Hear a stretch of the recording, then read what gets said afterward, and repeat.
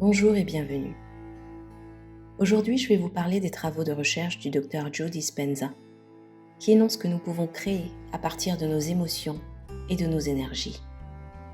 Selon lui, la plupart de nos croyances sont basées sur nos expériences passées. Lorsque nous sommes enfants, nos ondes cérébrales sont lentes, de type alpha. Nous sommes alors très réceptifs aux informations que l'on reçoit.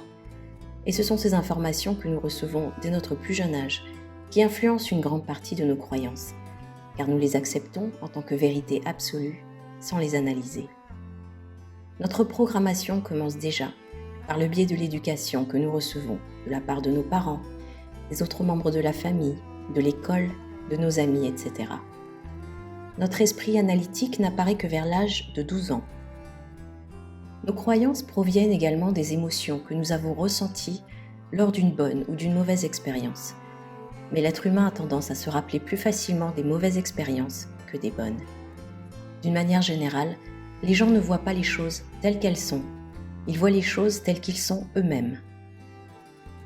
Dr Dispenza pense que lorsque l'on crée à partir de cette réalité physique de troisième dimension, on crée à partir du manque et de la séparation. C'est-à-dire pas assez d'argent, pas de succès, pas de partenaire de vie, etc.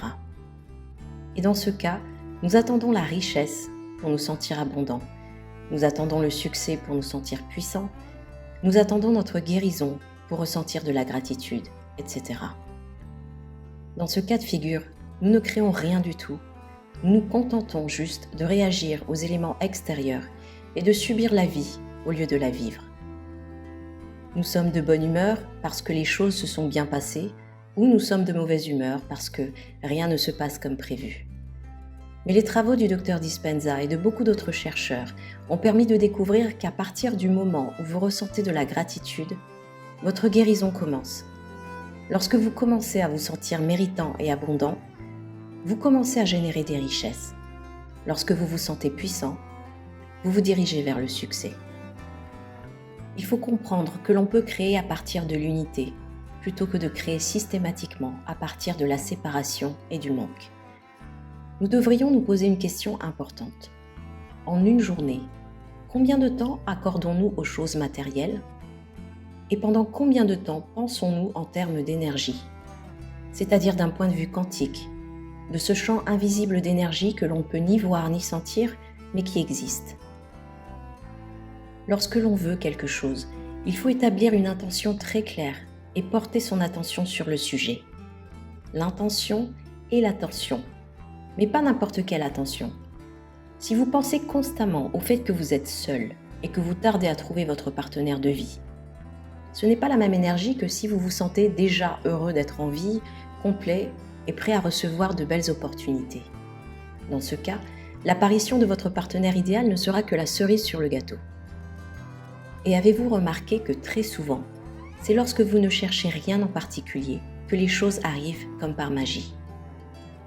Parce qu'il n'y avait aucune résistance dans le type d'énergie que vous avez émis suffisamment longtemps et parce que vous étiez prêt à recevoir cette expérience.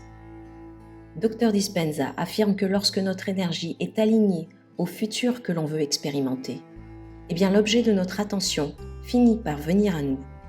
Et cela se manifeste à travers des synchronicités, des coïncidences et des opportunités qui sortent de nulle part. Vous ne comprenez pas forcément ce qu'il se passe car vous pensez n'avoir rien fait. Mais en réalité, vous avez modifié votre énergie. Un individu qui vit dans le manque, qui ne voit que ce qui lui manque, est une personne qui ne se sent pas méritante, qui manque de confiance en elle et qui souvent vit à travers ses expériences passées.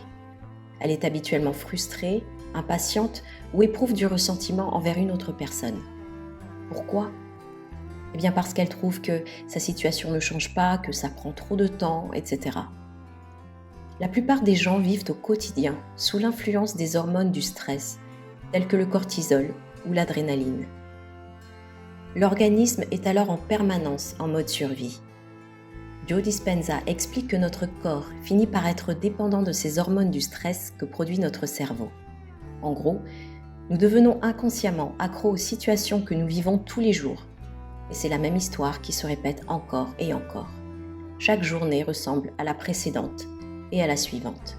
Et bien entendu, tant que nous avons ces mêmes habitudes, ces mêmes schémas de pensée, ces mêmes sentiments, il n'y a pas de place pour un quelconque changement dans notre vie.